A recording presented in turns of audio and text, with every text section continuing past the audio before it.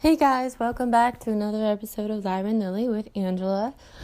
I'm recording this Sunday, March 13th, and it will be going up on Wednesday. I'm not sure exactly what number the day is. So I've been learning a lot, just filling my brain with so many different types of content. It's been almost driving me insane, but that's kind of what I do when I'm stressed. I learn. Try to find solutions to, my problems and stuff. And I just finished watching this Fifth Estate episode about the Canadian rental prices and the housing market and how it's completely fucked. And it got me thinking back to I think it was one of those Reddit things on Instagram where it's slides of different topics. And so a little bit about me in that sense is I myself, when I first turned 19 and I aged out of the foster care system because the people who chose to adopt me threw me back into foster care for my last year.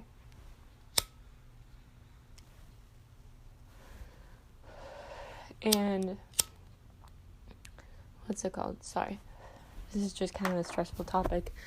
And so I went into home share, and literally out of all the home shares I was in, there was literally only one that was decent, and I was in 3, I'm pretty sure. And just all around bad experiences. It literally felt like adult foster homes. I'm out of that now, I'm on my own, but yeah, I had some really, really shitty experiences with some really shitty people that shouldn't be doing that. I'm on disability myself, and, my trauma has been very debilitating, and, I have, I was born with fetal alcohol syndrome, ARND, alcohol-related neurological disorder. I've kind of accepted that those are things that, I can't just, heal away from my trauma, which I do believe a lot of my other diagnosis is just responses to my trauma, and I've made groundbreaking on that. But, so, growing up in the foster care system, too, once I became adopted, the people who adopted me basically told me that, all the people who fostered me were just doing it for money, even though my mom, who passed away, who was my foster mom, she wasn't doing it for money. She was actually wanting to adopt us, and almost completed it before she passed. But, yeah, so, like I said, I don't know exactly, what context this post was placed in. But it was basically someone complaining about the fact that they were a home share provider, and they were only getting paid $716 a month for providing toiletries and all this stuff. And I saw that and I was like, wow, it just really pissed me off, because if you you're choosing to do that, so now you obviously are fucking taking out how you feel about that on the people in your care. And there's a lot of vulnerable people that go into those types of situations. And it just freaking pisses me off, It's just with foster care. I've had some pretty fucked up foster parents, And if you're looking at it like it's a job and it's gonna make you money, then that's completely fucked, and you should not be doing it, because you are impacting that person so much, and you're just a disgusting human being in my mind. It's so fucked. Also having kids, I understand some situations, having a child is maybe not your choice or whatever, but even for me, I don't want to have kids until I have a stable foundation, until I've worked through my mental health, because I had a mother, the woman who gave birth to me, that didn't do that, and she literally abandoned me in this world, and then literally let the rest of the world try to pick me up, and a lot of those people just were using me, whether it was for money, profit, sexual gain, whatever, and that's not fair. That was never fair to me, or to any other child that goes through that. And I used to feel sorry for my mom because she told me that my dad raped her, but I don't feel sorry anymore. Like, I've been raped so many times in my life. I've had a few pregnancy scares myself. I had a miscarriage in the beginning of 2021. I didn't even know, because I was in, kind of denial about it, because it was still the early stages, and then I literally found out the day before I miscarried, and, I actually saw the baby and everything, and, the little,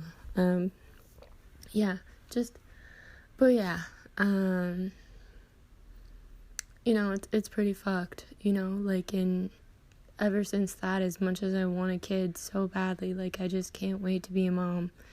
I've always wanted to be a mom since before I was even physically able to be, and, it's always been something I've wanted, but as I've grown older, I've really, I'm so glad that I'm older now, and I still haven't had a kid yet, because there's so much that I didn't know at any age before that I do now, and I just think it's really ridiculous, and especially people that, abandon their kids, you know what I mean? Because that's just fucked up, too, because, you made the choice, yes, the female makes the choice if she keeps the kid or not, but the male also takes part in that by engaging in that sexual act, There's male birth control or whatever, if you make that decision, it is up to you as a human being who made that choice to, look after that. There's consequences to every action, and it is just so stupid. I totally understand, if you're in an abusive situation and you need to flee for your child's safety, but make sure you have support. Don't abandon that kid, you brought that kid into the world, that's a burden that you chose to have and you chose to follow through with. And being that burden, going through that in my own life, it has fucked up my life in so many ways. There's 2 points in my life now that I look at, and I wonder if my life could have been different, but I haven't gone back to the original point. And going through this healing and really just accepting that none of this was my fault, for the majority of the trauma I've endured, I was under the age of 19, I'm 24, and it's just disgusting. It's absolutely disgusting, and it is such a huge problem. And then people wonder why these younger generations are so angry, or they want change, or they basically say fuck you, because sadly it's become more and more common, or at least more known, the shit that happens to these kids, to me as a kid. And now we have a space to talk about it. Now we have the internet to communicate with other people that have gone through it, and we know we're not alone. And now we can turn around and actually see where it started, and we can actually see who made those choices. I will always be grateful for the chance to live my life and be here. But me being thankful for the fact I'm here doesn't discredit the choices that they made. Both the people who brought me into this world, both the biological father and both the biological mother, they should both be equally held responsible for the actions that they caused and for the ripple effect it had on my life. You know, I used to make excuses for people. I used to be like, oh, they were at this point in time or they were at that point in time, and I get it. But you need to own up for your actions and the consequences. Because it's not my burden to carry. It's not my burden, you know? Like, I felt so much shame and guilt for so long for not only the actions of others that have inflicted severe trauma on me, but also my sister, because she went through it with me too. So it wasn't just me that they hurt. Well, my sister has a different dad, but still, you know, like, I swear we live in a society where, like, fucking people don't make it work anymore. People don't actually give a shit, you know? Like, they're not thinking of the impacts that they have on those children that they're bringing into the world. Like, I'm gonna lay some really hard truth down, and I don't care if you hate me, but there's so many people I've met, especially throughout my life, that should not be having children or should be working on themselves more, you know? Like, don't get me wrong, like, I fully understand how fucked up this world is. I understand all the different types of demons and fucking shitty people and shitty circumstances. Like, I've been there. Maybe I haven't been through everything, but I've been through enough to know how shitty it is and how much you can, like, crawl up inside yourself and die repeatedly over and over again and have no way out. You know, but at the end of the day, like, even through all that, I've still made a choice. You know, I made the choice to learn about myself, to better myself, not only for my future children, but for myself and my future partner. You know, be the change you want to see. If you had fucked up parents who fucked you up and dropped you in this fucking hellhole of a world, make it fucking better. If you have kids right now, fucking work hard, man. Because especially if you have children, it's not just about you anymore. You made the decision to bring this child into the world, and it is your obligation and your duty for that choice to now take care of them and to now teach them and guide them and lead by example, and god damn it, fucking fix your mental health. You know, like, it's okay if, like, you know, like, I'm not, like, talking about, like, mental health in the sense of, like, anxiety or depression, you know. I'm talking about the people that are walking around with their egos so fucking busted up their asses that they're being assholes to people, and they're being assholes to their children, and they're replicating that assholage down the line because they're too afraid to look at their own shit and to own up to what kind of person they are. You know, like, you know, I wasn't always a perfect person. I wasn't always, you know, in the best way that I wanted to be. You know, I didn't always fully understand things, and, you know, I was learning how to interact with new people, and, you know, but there's a difference between learning and a difference between knowing you're being a bad person and continuing to do it, and then, like, getting kind of a high off that, and then teaching that to your kids, and then you get even more of it. Or, like, the people that are, like, so obsessed with living vicariously through their children, or what, Munchausen by proxy, like, all this stuff, like, these are your children, you know, you made that decision to bring them here, and maybe it's just because you don't see what you're truly looking through the mirror with, and who is actually looking back at you. You know, I pray so much that there is a point in your life where you have dreamed of a better life, of being a better person, of being kind and understanding and empathetic, and you want to, you know, have your child have the best possible outcome not just material wise, but also emotional wise. You know, like, I mean, like I said, I only speak from experience. This is exactly how I felt towards my birth parents. And this is exactly, you know, like, I'm 24. My birth mother still hasn't gotten her shit together for 24 years. And even just as of 2 years ago, like, I still felt like the parent sometimes, you know? And the thing is, like, it's so shameful, you know? And then for me too, because out of the three of us, I look most like my birth mother.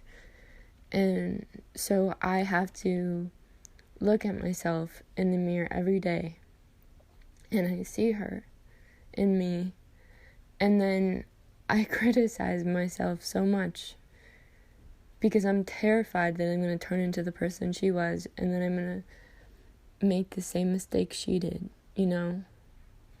Like, 24 years is a long fucking time. I know we barely talked because, you know, you weren't allowed to talk to me, but, you know, I've turned 19 in 2016, you know, like,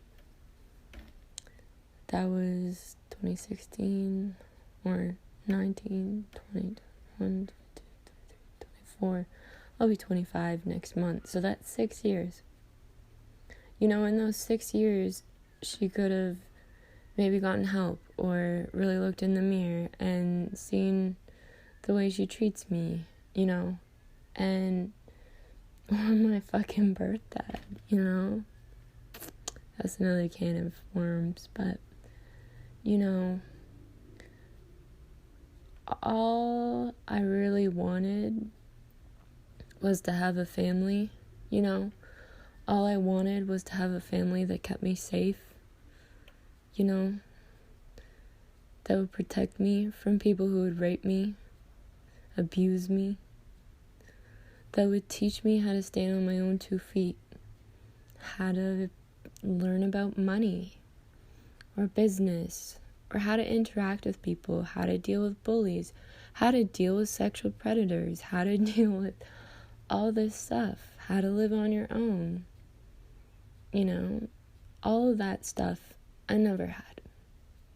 But what I did have was I had replacement teachers.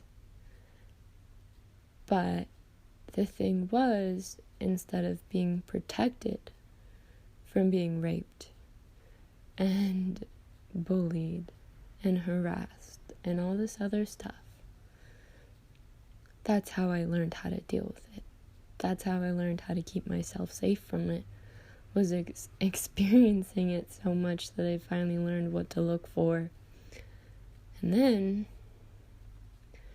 because of the trauma and relationships you can get into, I was in a very, very, very toxic relationship. He would literally lock me inside of his room, and he would break me mentally down so much that I would literally be just laying there, and like, I'd have my eyes open, but like, there was like a large staircase up and out my eyes, you know? He literally one time came in, and it was after, I can't remember what happened before that, but I was down at the bottom of that staircase, and he just started lifting up my arms, and they would just drop. You know, I was completely limp. I was so far removed from my body that I could barely even feel anything. And you know what? He told me that I was his doll, that he enjoyed that, whatever, and then he proceeded to rape me. You know, and what would happen is I would get so far removed And then all of a sudden there'd be this part of me that would just like, like one of those pilot lights that you just like click on, just like that tiny little light. Well, something would happen eventually. I don't know what it was, but all of a sudden this little light turned on. Hold on one second. I just want to close the door a little bit more, because... Okay, that's a lot better. Sorry, that's just the truck outside. Kind of helps break up the energy from that. But the moral of the story is,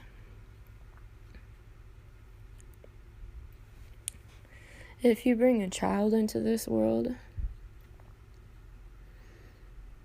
it is your moral and biological, I'm not sure the right word to use, responsibility to take care of that child. Because if you don't do that, and you don't protect that child, and you don't teach that child, there are going to be people that come into that child's life where they will learn those lessons. It's just, they most likely won't learn them in a safe environment. Like being a part of the foster care system. Luckily, my mom, who passed away, that's why I call her basically my mom, is she started fostering me when I was maybe a year or two, and my sister is 16 months younger than me. And I mean, don't get me wrong, some stuff happened, she didn't know what was going on, and when she found out and she walked in, she handled it immediately. But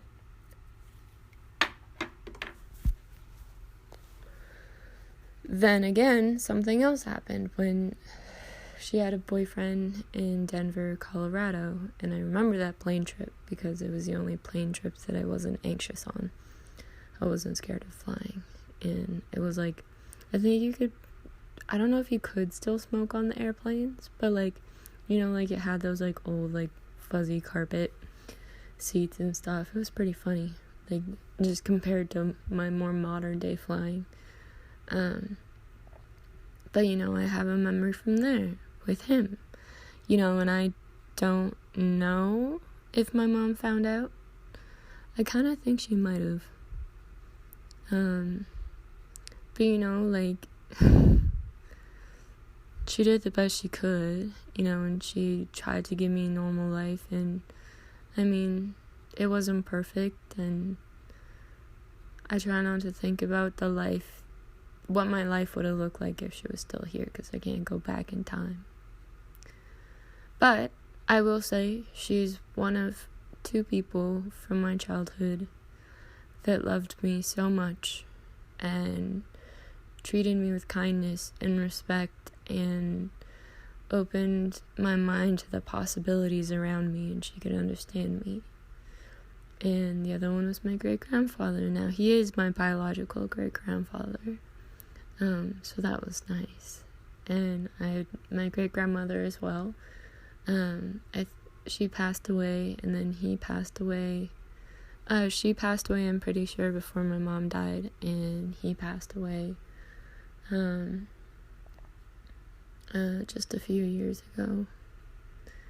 And, like, having the 2 people that I remember experiencing the most love from, and like, they were, even though like, they're not together, of course, like, I don't want it to come off that way, it's just, my great-grandfather, he was an amazing man. Like, you knew you weren't in trouble when he was trying to teach you about, you did something wrong, but it wasn't like, oh, you're a bad child, it was like, he would speak calmly, and I think he would try to, like, teach me, like, I know the more the way it made me feel, like, more than what he actually said, but he made me feel like I wasn't in trouble, but it was just, something I could learn from, and then it was okay, it was okay to make mistakes, as long as I learned, and he was just I always felt so happy and safe and with him. He used to play tag with me and my sister, running around the house when he was pretty old. So, he had a heart of gold. And when my mom died, he wasn't in my life anymore. And then we stayed with her sister for a little bit, and then the foster care system took us out of her house because they wanted to find us more permanent homes, I guess. And within roughly 7 months, me and my sister moved to 7 different foster homes all over the Penticton area. In those homes, like the first one I went to after her sister's house, I had a bunch of stuffed animals. They were like my safety. I'd like put them all around me and I'd cuddle them. I think I just really needed hugs from my mom, and I think I still have stuffed animals. And they made me get rid of all of them, but like 1 or 2. And mind you, my mom died when I was 9. So I would have probably been 10, roughly 10, yeah.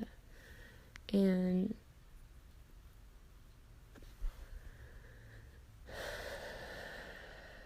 sorry, it's just really tough. It's just, going back and, looking at the things I've gone through, the experiences I've gone through, and now not just seeing them with okay, I made it through, kind of, like, the shock of going through that has slowly, weaned away. And, I've cut out, a lot of people in my life lately, just left, right, and center, just a lot. And, just really knowing what I went through, and now, especially, I've been, by myself, just spending time by myself since basically December. I haven't really socialized too much just because I just don't really want to share my time with people who can't reciprocate it, and can't reciprocate, friendly feelings or just, just giving a shit, and I'm just surrounded by people that aren't really like that. I still have, a few people in my life that I care about and I really enjoy, but I've really just been by myself because, it is kind of really difficult because, I'm a very social person. I've always been social ever since I was little. I love hanging out with people. I love talking. I love laughing. I love learning new things from conversations with people. It just makes me so happy, and it just makes my, soul just, light up like a million constellations. But, I've learned the hard way, that those types of interactions with people who don't have the best interest for you or don't give a shit can cause way more damage than not talking to them or even hanging out with people like that, And it's been lonely, it really has. That's also why I've been researching and learning about all this kind of stuff, because, it kind of fills the void of not being able to conversate with people and really get to share my ideas and learn and stuff like that. It's been really empowering, but, it's an interesting place to be in, but also at the same time, it's a very empowering place because it's given me the time to really process everything, and the things I've been learning and stuff have really given me a lot of my power back, and through that, I have had more and more confidence in really closing the door on so many people and releasing that burden and that expectation on me that's been weighing on my shoulders since, I swear, before I could even comprehend it. and really putting it back on the people that chose those actions, that created those consequences. That's always something that I've always been very frustrated with, is people that don't own up to their own actions and their own consequences. You know, I guess when you have spent a lifetime being affected by the consequences of others' actions, you really just crave this deep yearning hunger for people just to own up to shit, because somehow it then becomes about you, because you're feeling emotional, or your life feels like it's falling apart because of others' consequences to their own actions. And a lot of that time for me was literally when I was under 19. In the US, in some places it's 21. So I want to be financially stable enough that my kid can stay with me. I'll have the house, they can have the basement kind of thing. I'll soundproof their bedroom if they want, so they can have girls over. I'm talking about, or boys over, cause, fuck, if I had any type of family support within, so I counted, I think that was 6 years, yeah. Within the last 6 years since I turned 19, or even before that, if I had had support in my childhood to learn the things I needed to learn to survive in this world, because they're changing so much that if you're struggling just to get the basic knowledge on how to survive, then by the time you gain that knowledge, the world is already so far ahead, in a sense. It's it's only natural to be behind, and even in that sense, I'm not behind. I've had to take a little bit of a longer route. And one thing I've been telling myself lately is everybody was if you do that, or I wasn't going to be able to do anything, and I realized it's not been a matter of if, it's been a matter of when. I just was not given the tools. I was not given the stable foundation, and that's a big thing for me too. Is as I started going through this journey, especially in the very beginning, of seeing actual change in myself when I was actually putting in the work to do it, I started to open my mind up to all the possibilities of what I could do with my life. And then once I did that, and once I began to see that, I then had this really, really strong grief period of really realizing all of the beautiful things I could have accomplished sooner, or been able to have more opportunities in, if I had actually been raised with a stable home and opportunities, and I didn't have to worry about money or finances, or if I was going to eat, or family drama, all this kind of stuff that I never got, or I had to deal with. Sorry, I got a little confused about where I was going with that, but that's when I saw how much my life had been impacted by it, because I could finally see what I could actually create. And so for me, once I kind of realized that, the work on myself then became more than just being about me. It became about, okay, I'm going to chase my dreams. I'm going to accomplish what I can for me. But when it comes to having kids, I want to be able to give them that foundation. I want to be able to have enough money that if they want to go try horseback riding, they try it for 2 days and they're like, I don't want it. And then they want to go try knitting or crocheting, or I don't know, just anything, I want to be able to have the financial stability to support their exploration and their dreams, because I spent years having all these different dreams of what I wanted to be and what I wanted to do.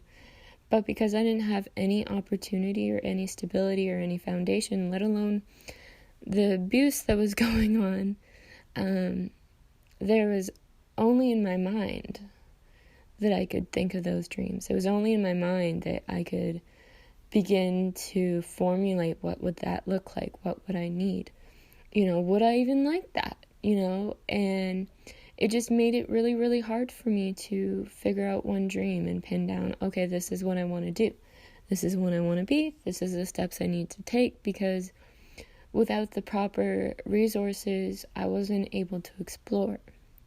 Now, going through this journey I've been on of healing and working through my trauma and working towards, because I've been doing so much work on the mental and the emotional aspect of it and regulating and becoming, even aware of just in my city, I've been doing really amazing, kind of living where I am has literally been exposure therapy, with all the just shitty shit I go through here. And so it's having to regulate myself again, having to get myself calm, having myself to be able to get back to work mode, or just, all these different things, and constantly being taken out of that space of calmness due to my environment, made me have to work harder to get better at it. And that's the thing, is I've taken the time and these experiences that I've been going through, and I've been learning from them. And, yes, I have these dreams and stuff. I always wanted to be a figure skater. I might get into dancing maybe a little bit. But with that, it then comes into my health. And I have, fibromyalgia and, all this other stuff that just, is a really big block. But for me, I also have this, I'm supposed to have, a special, quote, diet, for my allergies, but I can't afford it, you know what I mean? And so I first wanted to work on my emotions and my mental state, working through the trauma so that I can remain calm in life challenges. And now I'm slowly working on building up my finances. That's the next step. And then as my finances grow, it'll work in harmony with my mental and emotional growth, because that never stops. And then I'm hoping once my finances, which I'm hoping when this court case is over, would really help me, give me a boost up to create that extra space to then continue on building my finances. But then at the same time, I'd then be able to afford a proper diet, so I'm not allergic to food I'm eating, or not able to eat because I'm allergic to it. Then I'd be able to move into a more safer environment, and there's just so much opportunity. It's been, I always kind of felt like I went backwards in a sense. I was always taught, I'd get told, when you go to work, you leave your home stuff at home. It's just work at work. And I couldn't do that because I get so triggered at work that I couldn't function. I'd become so depressed just by one trigger. And then on top of that, there's all the pressure and bullying I received from the people who adopted me regarding being a failure that just compounds it. So, my kind of breaking away in the fuck you moment to them was being just really not doing any work, for a company. And not only that, I've had some crazy company experiences. And so I just, maybe I'll start doing story time videos or something on YouTube. I have counselor experiences, doctor experiences, job experiences, foster home experiences, all of it. Maybe I might start doing that. But, what's it called? Sorry, I was starting to lose my thought there for a second. Got really excited. I will be probably doing that. I'm probably going to make a small audio recording afterwards to remind myself of that. But the moral of the story is I kept hitting a brick wall whenever I would try to go out and get a job. And due to me being so traumatized, and mind you, the times that I've actually gone for work have been when I've been in traumatic environments. And so just like last year, follow last year, kind of, I actually had an interview for a place locally here, and I was so excited. They basically, we'd gotten through the interview, and they were telling me that I was going to come do some practice shifts, and then they asked the dreaded question of if I'm vaccinated, and I said I'm not, and basically, yeah, I didn't get the job. So that was kind of ironic for me because, you know, instead of forcing myself to go out and work and be severely traumatized and re-traumatizing myself, and I mean, I couldn't even contain those emotions. They were so intense that basically for me, when I finally had done the work and I finally was like, okay, you know, I'm ready to like work a couple days here and there and stuff like that, I went out there and basically with the COVID vaccine thing, I was fucked. So it was kind of ironic for me. And so at that point in time, I'd still been doing my podcast. And, you know, I'd always thought of like, you know, making my podcast, putting it on YouTube and having 2 ads or whatever. And I'd already been trying to write my book about my life too, for quite a while, and I just couldn't do it.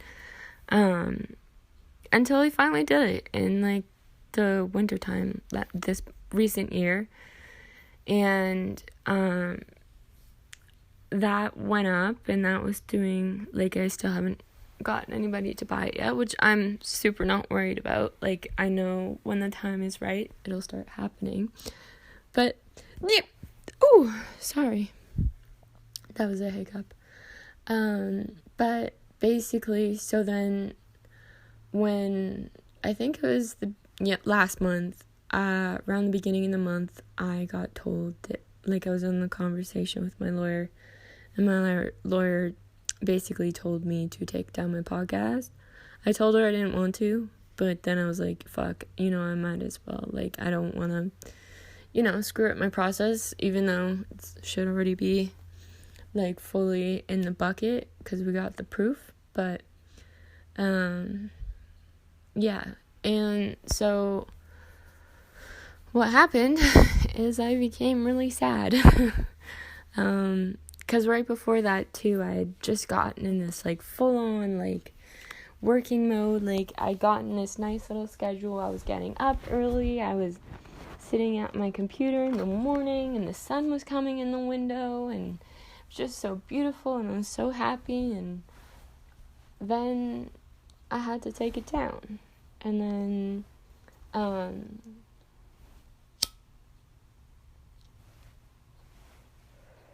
then I got, you know, really emotional, and I didn't realize how much it had impacted me until I think it was only maybe a few days afterwards. And I mean, mind you, I'd never had this sidekick before, so, you know, I didn't know it was gonna make me have such a severe allergic reaction. But what happened is, you know, I've put up a video about this, but, like, my lips and my tongue, like, swelled up, took some allergy pills, slept for 12 hours, woke up, found out that I literally had 7 hours to get an EpiPen shot, otherwise I would die. Yeah, I got a nice little talking to by 811, the nurse, so I took it seriously, and just, like, going through that and really thinking about how you only have 7 hours, and, you know, I started to kind of, like, as I was, like, on my way to the hospital and stuff, you know, you start thinking about life, and especially for me, too, because, like, I've honestly, like, really struggled with hospitals and stuff, and, like, going to the doctors, because I've had such shitty experiences, but I still go, but, The hospital especially, because I have a lot of, like, shame from being taken to the hospital a lot as a teenager. So yeah, that, after that, like, I don't think I had the epiphany until I went to the hospital the second time, the week later. I went to the hospital again. I'd gotten really stoned, and I was so terrified that the epinephrine had made me severely constipated, because I had a blacked out, like, 2 years ago from something similar to that, and had to go to the hospital, and I was so terrified. It was the first time I'd ever really gone to the hospital stoned. It's a very, very interesting experience, but like, I was terrified. Like, I was literally almost blacking out. Like, I remember debating with myself, because this happens every time, because, like I said, with the experiences, like, the people who adopted me would literally call an ambulance for me every time I felt suicidal or just upset in general. And then they basically told me how shitty I was when they literally could have just driven me to the fucking hospital, instead of making me feel like I'm a burden to society. And, so now whenever I do need to call 911 for an ambulance, I deal with a lot of shame, and I deal with not feeling like I'm worthy enough, or that I'm just a burden. So, that's also why I didn't go to the hospital when I had that really severe allergic reaction when my tongue, my lips swelled up, because I thought that I could just handle it by myself. I didn't want to burden 911 and, with everything going on, but after getting that stern talking to by the nurse on 811 and really realizing the real life consequences of not going to the hospital that day, it really, really made it like I need to face this shame. And so the week later, when I was literally like, I'm pretty sure I was throwing up too. Like, I was throwing up. I was just, oh my God, like, I wasn't doing too good. And, I just remember, like, I was sitting on the toilet, whatever, but, like, I just remember just, like, my eyelashes and my eyelids just kind of, like, fluttering, and just, like, the whole world kind of, like, just, like, I've only fainted once in my life, and I had a mini seizure when it happened. I just remember, because as I was coming back from fainting, I was convulsing on the floor, and that was what had happened in 2020, and I thought that's what had happened. I thought it was like a earlier stage kind of, but they x-rayed me and I was fine. But as I was, like, literally feeling like I was passing out, I just kept thinking to myself, I need to call 911. But then I was like, I don't know if I should, maybe I'll be fine. But then I just started to get so weak. And even when I was on the phone with 911, I could barely breathe, and I was struggling to talk, and I just kept throwing up, and it was just so embarrassing. And, then when the paramedics show up, like, thankfully, after throwing up and stuff, and after calling them, like, I don't know if maybe just the anxiety went down, but I was still, like, feeling like I was gonna pass out. But I was like, okay, Angela, you're going to the hospital, what do you need? And just trying to think about, like, getting my shit together, getting on a warm coat, just cozy pants, whatever. And I went to the hospital, and even when the paramedics showed up, like, I feel such an immense guilt for calling them. And even when I'm at the hospital, like, I just, I feel like I'm not meant to be here, like, there's so many other people that need it more than me, or, I'm just a hypochondriac or all that kind of stuff. Just years and years. Like, my ex, the one who would lock me in his room, I was dealing with a lot of health problems from going off the depot, and anytime I brought up anything health related, he called me a hypochondriac. And I was always trying to call 811, not 911, 811, which is the nurse's line, just because I also had really shitty family doctors at that time. Oh man, it was just a gong show of my life, just all of it. But I'm glad that I called 911 the second time too. Like, I called 811 the first time with actual allergic reaction because I still felt swollen and stuff, and apparently the antihistamines were just kind of keeping it at bay. But once they wore off, and the thing with me is, like, I know I talked about this in my other recording, but I metabolize medication pretty quickly, and so I was really worried with that. But yeah, I guess, I don't know, it's just been a while since I've had an episode that just, started off as one thing and kind of morphed into another. I really enjoy these types of episodes because I feel like I really am able just to really connect with the topic, and it's been a while since I've gotten one recording all at once. It's 51 minutes, and lately I've just been doing part 1s and part 2s and like, hey guys, welcome back. And yeah, I really want to thank you guys all for being here and for listening. And if anything that I ever say or ever talk about, especially when it comes to my life experiences, if you connect with that in any way and it helps you to know that you're not alone, I really appreciate that, because I know what it's like to not really find anyone who can kind of relate. And like, I personally used to get really frustrated with trying to make friends, because I would connect with people who I could relate with one or two traumas with,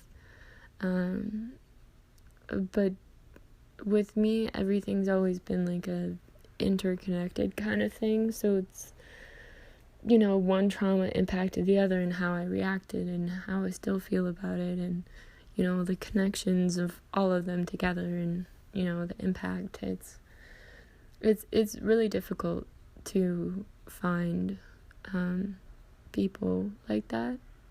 Like, I've never met anyone I could fully connect with all of my traumas with. Not, I would never pray that upon anybody. And that's another thing that, like, when it comes to this, like, I used to ask myself, like, how am I still a good person after all of this? And the one thing that comes to mind and has always kind of been at the core of me is I would never, ever, ever wish anyone to go through even a fraction of what I've gone through, or the situations that I've gone through, or the way I've felt, or the abuse I've gone through. It's not okay. And I'm hoping sharing my story will open people's eyes, either people who've not gone through similar things or that have, to the fact that it's not okay and it's not your fault. And it's time that we start changing this world for the better. And honestly, if I were to summarize, like, even with myself, this has been difficult. It's always been very hard for me to just have, like, one concrete, like, okay, this is why kind of thing. But if I were to just pick one thing as to why I've done my best to be a really good person, and why I've had such crazy morals that drives me insane, I literally felt like a nun sometimes, It's because I know what it feels like, and I would never, ever, ever want to do that to someone else. And don't get me wrong, like I said, and I want to always reiterate, there have been times in my younger years where maybe I wasn't the nicest person, or when I was standing up for a friend or something. You know, I do have a very sharp tongue. I'm very, very good with my words. And, you know, because, like, yeah, I care about everybody, but it gets very, very frustrating when you're up against people that don't give a shit, and that they're just so sucked up in their own lives and their own ego that they aren't willing to look at the damage they're causing to those around them. And I am going to leave this episode here. Thank you. And I really enjoyed talking to you. Sorry, I got the hiccups coming on. And I'm about to hop in the shower and get ready and go down to the Wolf. Go for the river for a bit, because it's, what time is it? 4:12? Oh, shit. Sorry. It's 5:09, actually, so I got an hour till sunset. So I love you guys. Thank you so much, and I can't wait to talk to you again. Bye.